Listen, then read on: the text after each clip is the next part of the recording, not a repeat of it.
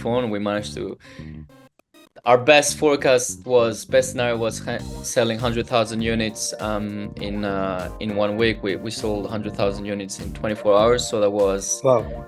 a big relief. We grew up with tech, like all the sort of the first iPhone launch, the interacting with the first iPod. I still remember. Akis the co-founder versus Akis the smartphone user.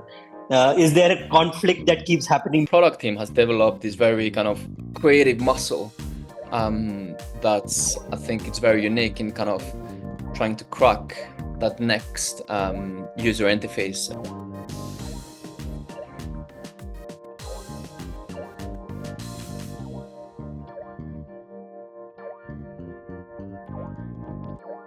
Hello and welcome to another episode of Our Own Devices.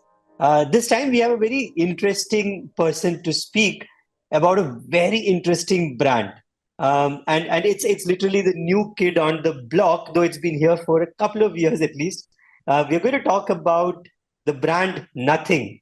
And to speak about Nothing and a lot of things which Nothing has been doing over the past couple of years is Akis Evangelidis, who is the co-founder of Nothing. So, Akis, welcome to the show.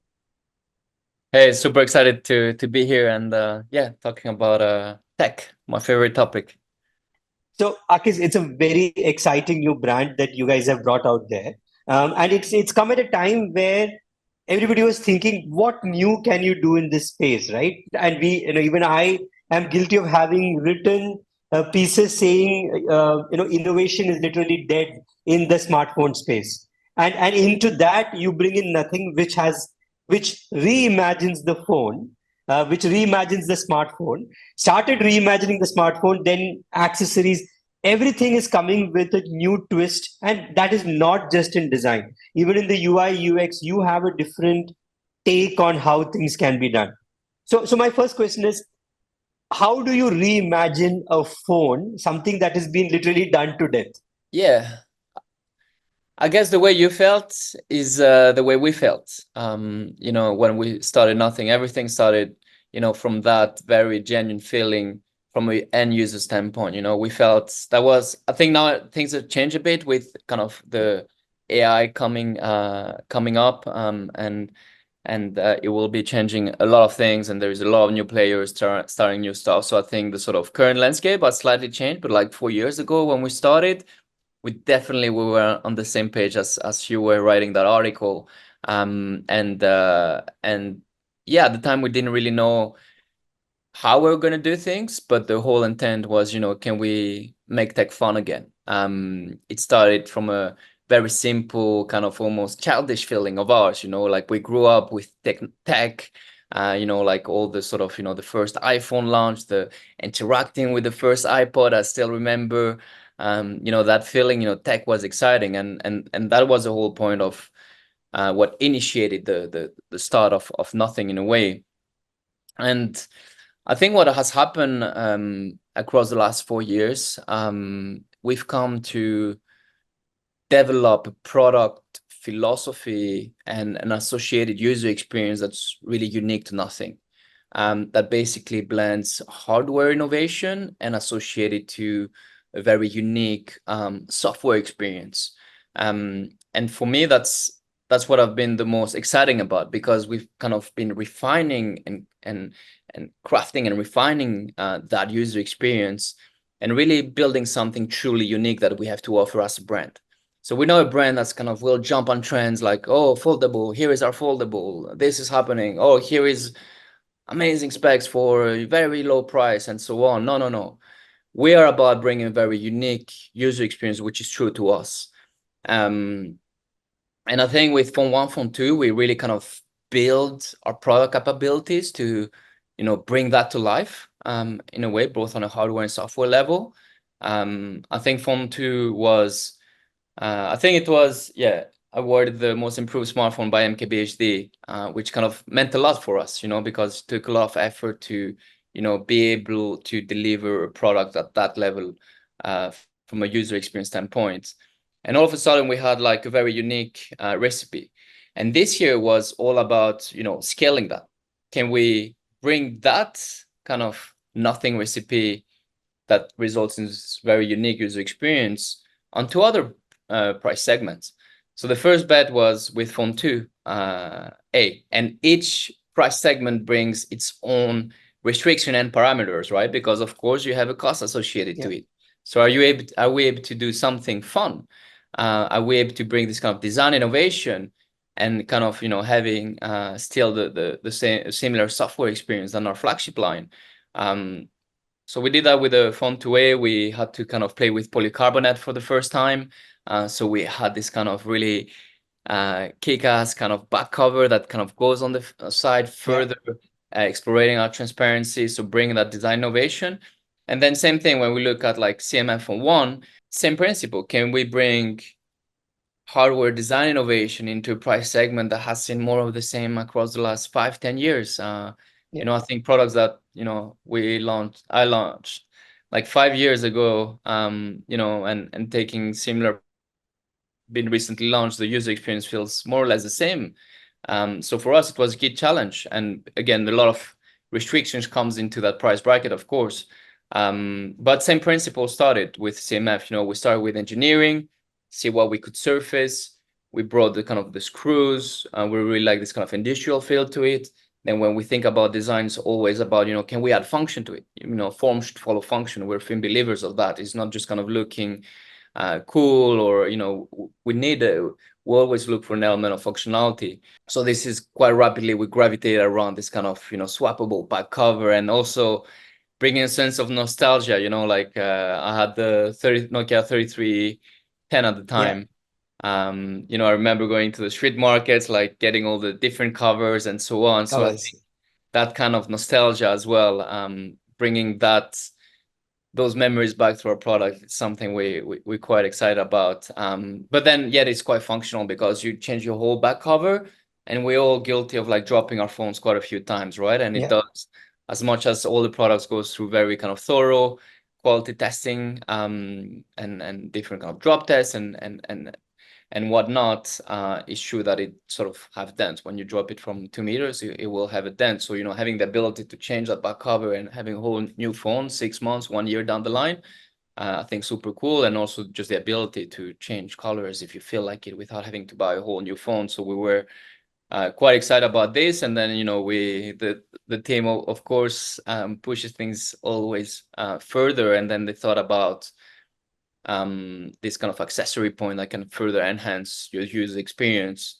Where lanyard, like even myself, I'm wearing that more and more, but then I had to use like a case, and I never use case for our products. I just love our products so much, the design. I feel bad putting a case. You want to flaunt the design.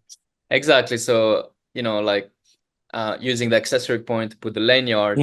I think it was a very clever and understand. Same, I think we all been in those kind of situations, like in the plane and so on, when you're trying to balance your phone to be watching content and so on. So it worked actually super well. And again, within those kind of price constraint that exists, and I think the team did a tremendous job from that end. At times when you are really thinking out of the box, and again in a segment which hasn't really done a lot in this space except for some flirtations, I would say, here and there, how easy or difficult is it to get the consumer adoption? Because it's one thing, innovating at the product level, but how do you get the users to use it, accept it, and then love it? This comes up often as a question,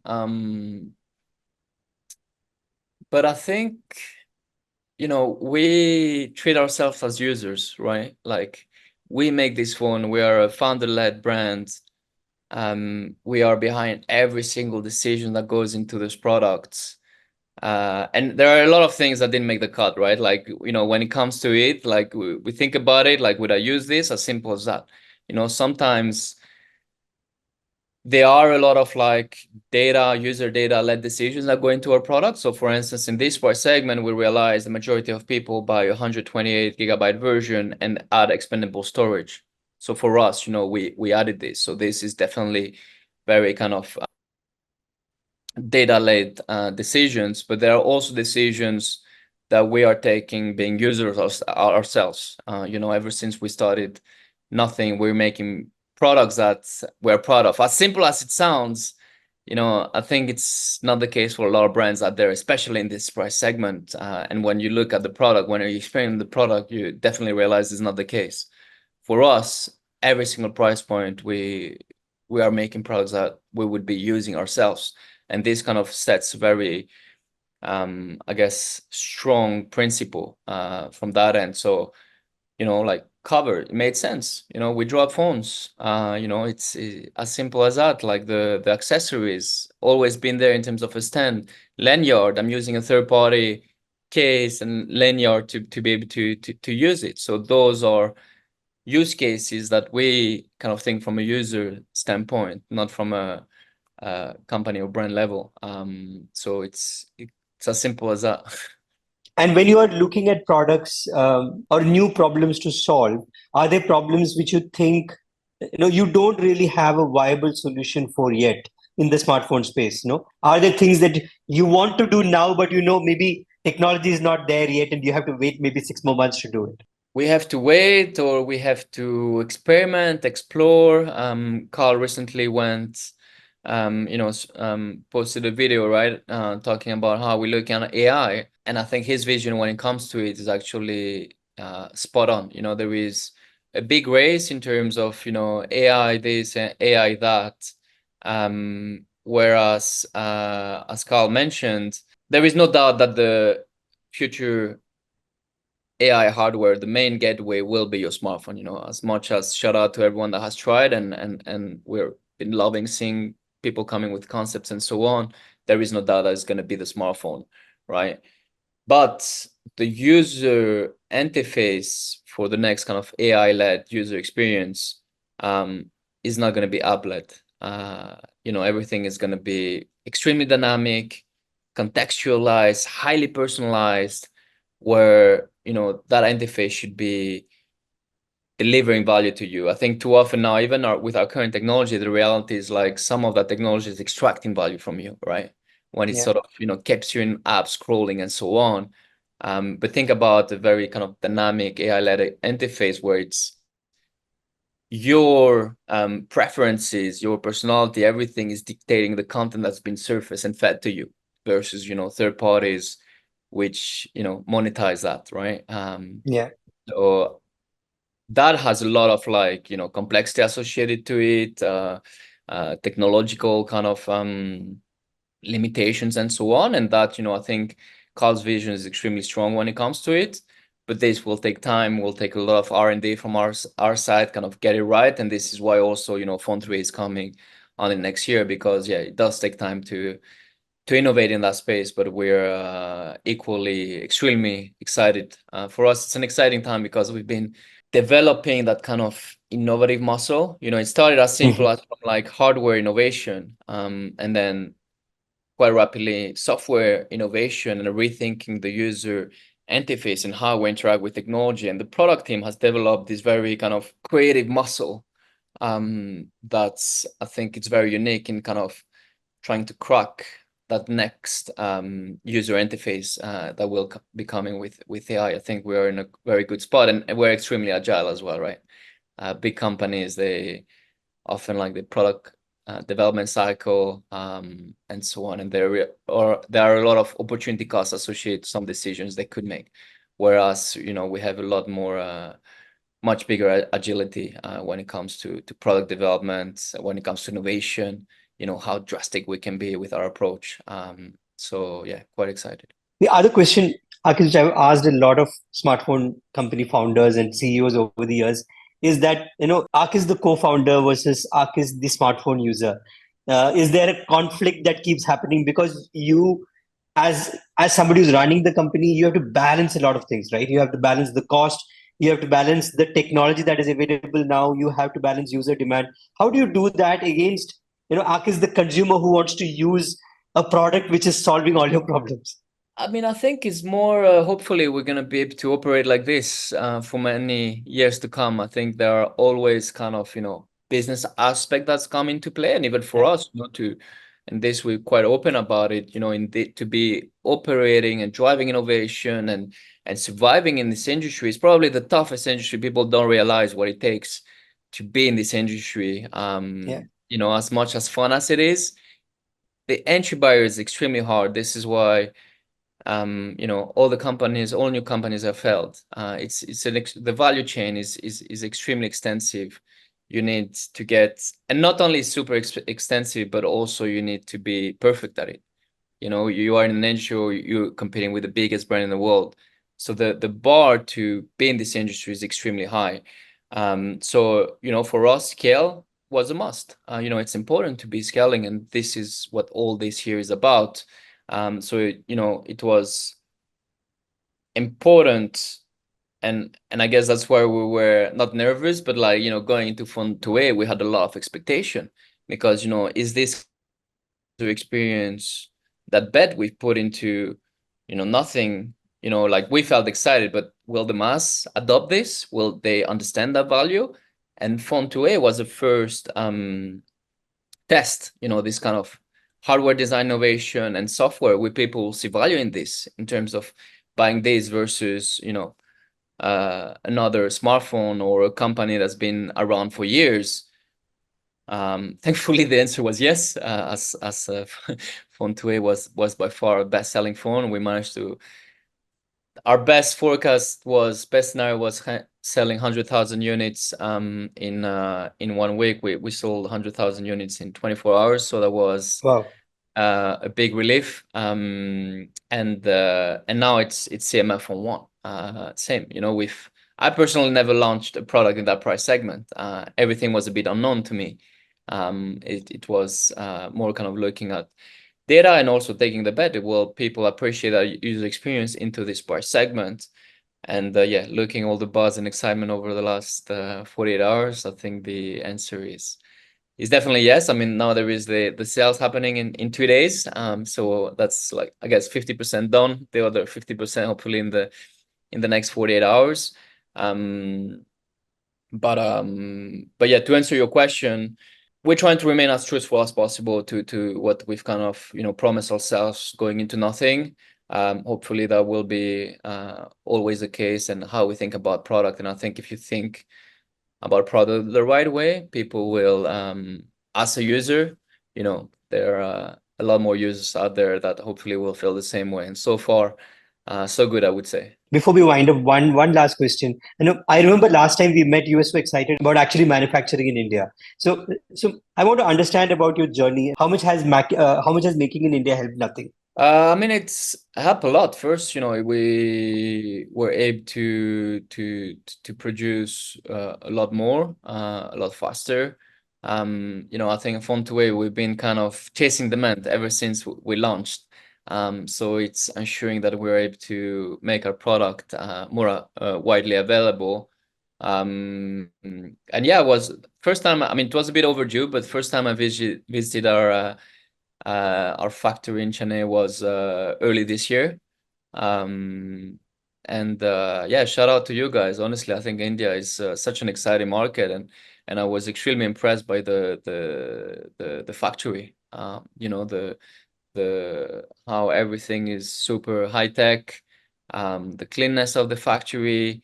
I was yeah, definitely extremely impressed by how things have been run in India, and I think it's definitely a very exciting market that will be playing a major role within the tech ecosystem.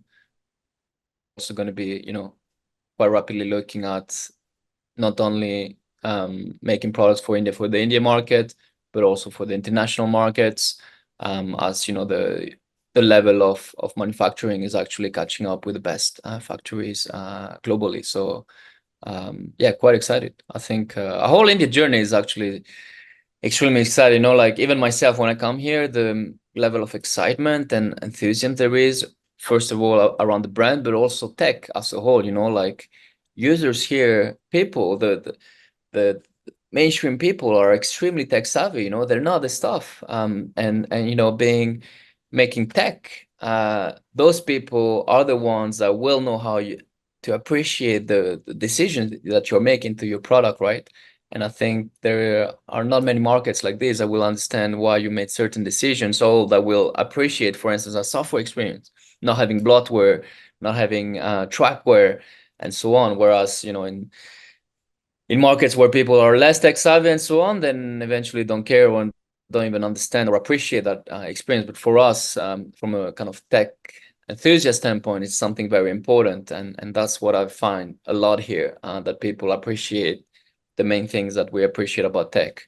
So yeah, quite an exciting market for us, and now we're gonna be yeah, I mean the growth is exponential, of course. Actually, it's quite funny from our growth journey. Is actually a nice kind of exponential graph, because it took us 2 years to cross 1 million product. It took us 1 extra year to cross our second million product. Then it took us 6 months, extra months to cross our third million, and less than 3 months now, the fourth million. So hopefully the fifth million will be coming in 1.5 months now. But yeah, the India market has been also kind of growing exponentially. We're actually going to be doubling our team here in India. We were for the longest period of time, we're in a WeWork space. Now we moved into our own office, so we've got a big office. We have Vishal that was recently appointed as general manager, someone super experienced, that will be kind of building our operation in a very serious way as well. We have now over 300 repair service centers across India, and that's also going to be scaling, and a lot of more plans coming. So yeah, definitely a big market in terms of both making our products, but also establishing nothing as a leading consumer tech brand here. Akis, thanks for being on the show. Again, a very insightful session where we learned a lot about how the smartphone industry can be changed and the kind of effort a new company like yours is doing. So thanks for being on the show. Thank you, my man, and yeah, appreciate our conversation. You were listening to Our Own Devices. We'll be back again next week with another guest and a lot more insight. Till then, we are available everywhere you listen to your podcasts.